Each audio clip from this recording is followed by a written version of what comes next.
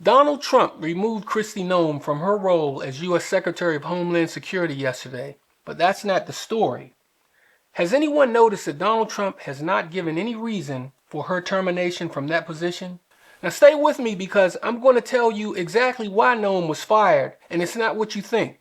But I'm also going to tell you who's next and why. Now Trump's official statement about Kristi Noem reads, "The current secretary, Kristi Noem, who has served us well and has had numerous and spectacular results, especially on the border, will be moving to the Special Envoy for the Shield of the Americas, our new security initiative in the Western Hemisphere. I thank Kristi for her service at Homeland." But the question is, if she served well and had spectacular results, as Trump says, why is she being transferred from being head of one of the most important agencies in the U.S. to an office no one has even heard of? In fact, Kristi Noem has done everything Trump has asked her to do, including the $220 million ad campaign that she testified under oath in the Senate saying Trump knew about it, including the ICE killings of Americans that many believe are murders, the ICE brutality and incarcerations of Americans and immigrants, the numerous immigrant deaths just in detention centers alone, the illegal ICE seizures of property,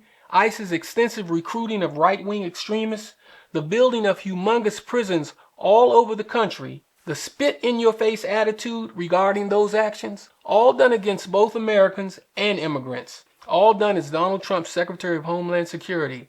And Trump openly supported her every step of the way. He even publicly encouraged her because Donald Trump had no intention whatsoever of stopping his Gestapo tactics used by Kristi Noem. It was emphatically under Donald Trump's direction she was acting. Now, the reason Kristi Noem was fired was because Donald Trump's extremely, and I don't even know the word to describe such a disaster, but Trump's extremely egregious, disastrous engagement in war with Iran has forced Trump to do one thing, and that is to tone it way, way down. Because this mistake he made by going into Iran is going to make high prices, tariffs, gutting federal agencies, job loss, falling stock market, and ICE seem like Children's Day at Disneyland. And so after Kristi Noem's horrible performance before the Senate, his advisors, understanding the humongous Iran catastrophe, advised and somehow convinced Trump to fire Noem as a scapegoat because ICE had become an ugly symbol of violence to the American people. And the optics of having a violent ICE war with America while fighting this catastrophic Iran war would not only be a dizzying spectacle for the country and the world, but would be the quickest road to impeachment and removal of Donald Trump, to say the least.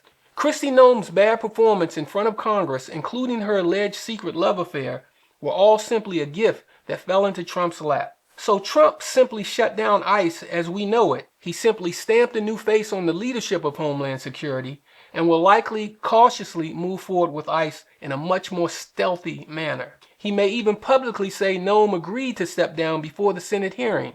Now, Iran is a whole other problem exponentially. So you can imagine who's next. Think about it. Even Trump is going to have to realize that his decision to go to war with Iran may be the biggest blunder of his two administrations. Even Trump, a man who can't see his own faults. It's that bad. You see where I'm going?